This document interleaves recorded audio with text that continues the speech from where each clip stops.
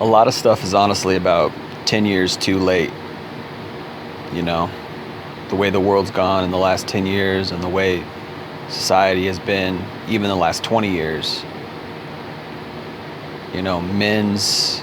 Our awareness, our waking up, right? Leaving the matrix, all these things, they're really too late, because so much has already been set in motion. And it's almost like, I don't think we can correct it at this point.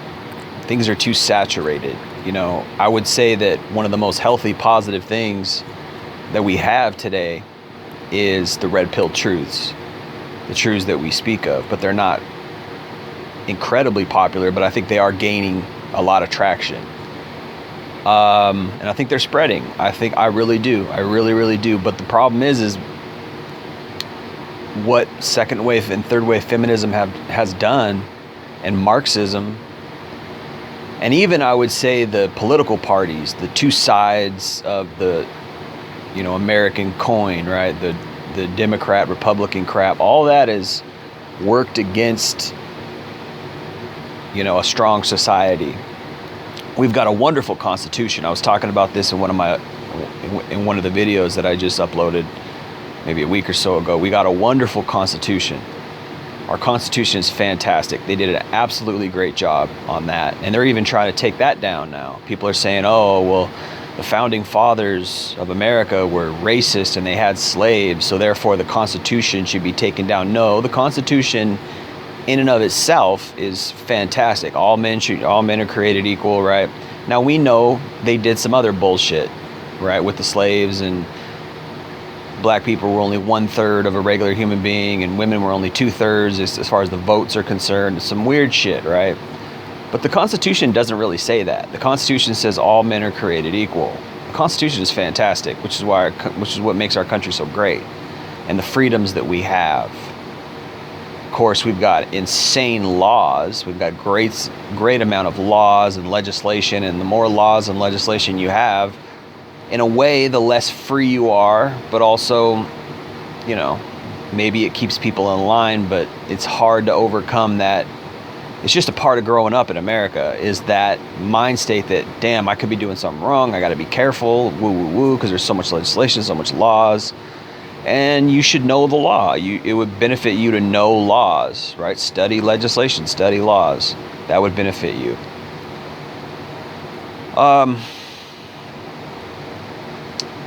But as far as everything else, man, I mean, our country was founded upon slavery. Then once we got through that in the 1960s, then immediately after we get over slavery, right, we come right into feminism.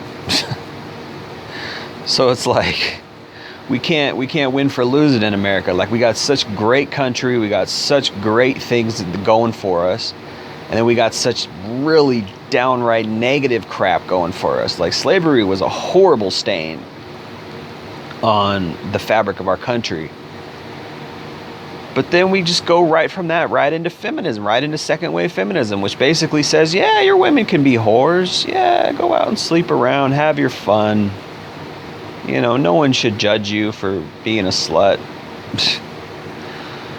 And then what do we get? We get an epidemic of divorce immediately in the next 10 years. Divorce doubled. The divorce percentage doubled. The statistics went from 39% to 59%. Which actually I don't think that's quite doubling, but that's a big fucking increase. That's almost doubling. So then, of course, you got the porn culture coming out in the 70s, right? Got legalized, and then that just warped all our children, and it crept into our TVs. It crept into our television, right? Porn. There was sex in every movie all of a sudden. Every movie, every R-rated movie had to have sex in it, right? The moral foundations of this country is sickening. Not just racism, but pedophilia and all kinds of stuff. I mean, you could trace that back to Rome, and you could surmise and extrapolate that that's really a human problem, not just a American problem. But unfortunately, we have a human condition. Humans are sick. And it's always been fucked up in some way or another, but this is tearing at the fabric of our society. We had a great society, you know, aside from the racism. We had a great society in the 40s and 50s, and it was great. And many women would say, no, it wasn't great because we were oppressed, but woo. Okay, well, now you can work, and guess what? You're still not happy. Women who work full-time are much less happy than women who are full-time mothers.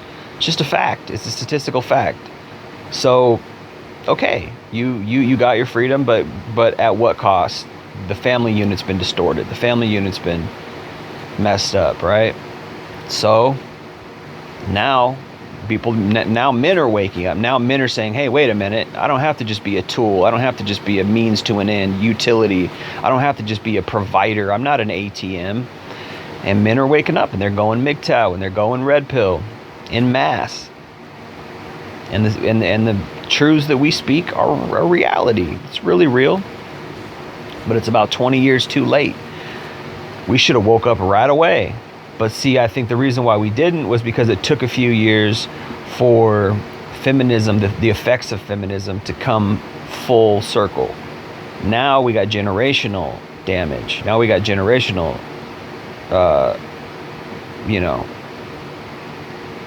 things that are insidiously affecting society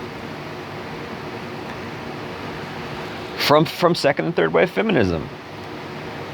I mean, I'd say it's worse now than it's ever been, right? I mean, women were always hypergamous. Women were always using men for our money and things like that, but men just didn't realize it. Men just thought, well, this is what I got to do as a man. I got to work, and it's what the man is supposed to do. And that's the problem with traditional marriage. That's the problem with traditionalism, is men are still in a precarious, compromised position because we have to be utility. If we're not a breadwinner, then we're nothing. If we're not bringing home the bacon, putting food on the table, then we are nothing in society. And we won't get married. We won't have a family, because that's what traditionalism requires of men. That's even in the Bible. Paul the Apostle said, if you don't work, you're worse than an unbeliever. You're worse than a non-believer if you don't provide for your family, right?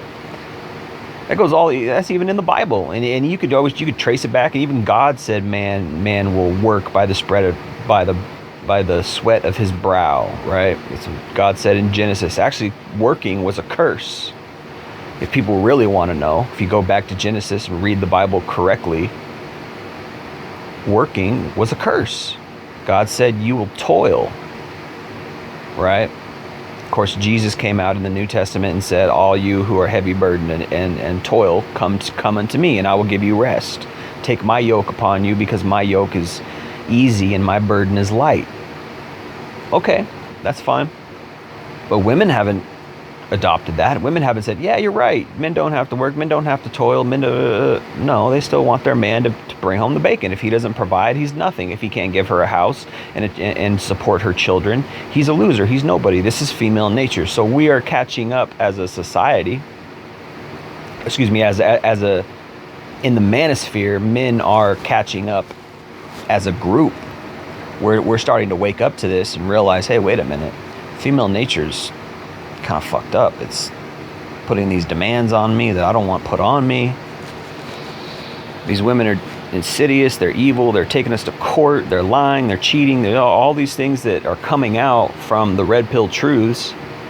But we're 20 years too late, 30 years too late, because now we've got a whole generation of young women who are products of divorce, products of seeing their mothers burning their bras, products of seeing their mothers run the show, products of seeing their mothers divorce their dad, products of seeing their mothers go out and be whores.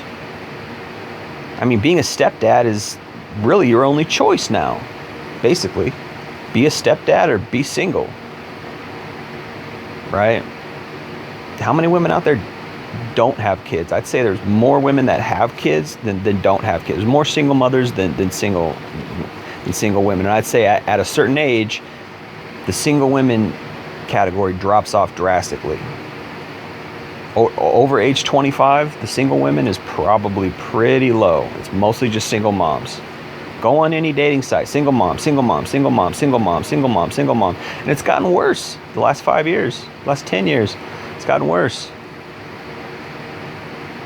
And if it's not that, then we got a woman who's killing her kids. We got a woman who's having a bunch of abortions, and she's got to She got a bunch of ghosts in her pussy. She got a bunch of ghosts in her vagina, right? And she's got a whole slew, a whole harem of ex-boyfriends that, you know, she fucked and didn't love and broke their heart, or they broke her heart, and now you get to inherit all that emotional and mental damage, all that baggage you're inheriting, if not also inheriting her kid, all the responsibilities of her kid. This is what we have, man. But we should have had these truths 20 years ago and saw this and said, hey, wait a minute, we can't allow this. But we allowed porn in 1970s, in the late 70s, we allowed porn to come in. That was the start. In the 60s, we allowed second wave feminism to come in. That was the start. Then the 90s, third wave feminism came in, and men were evil, and now men were the patriarchy, and now it's all fucked up. Now 20 years later, now what do we got? A whole nation full of whores. Whole bunch of whores who want your money. That's what it is, man. Sorry to say, we're 10 years too late. We really are. 10 years too late. 20 years too late, really. 30 years too late. We should have nipped this in the bud in the early 90s and said, hey, wait a minute. All right, you guys got away with second wave feminism. We didn't know what we were doing. Now we see the results. Now we see where you're going.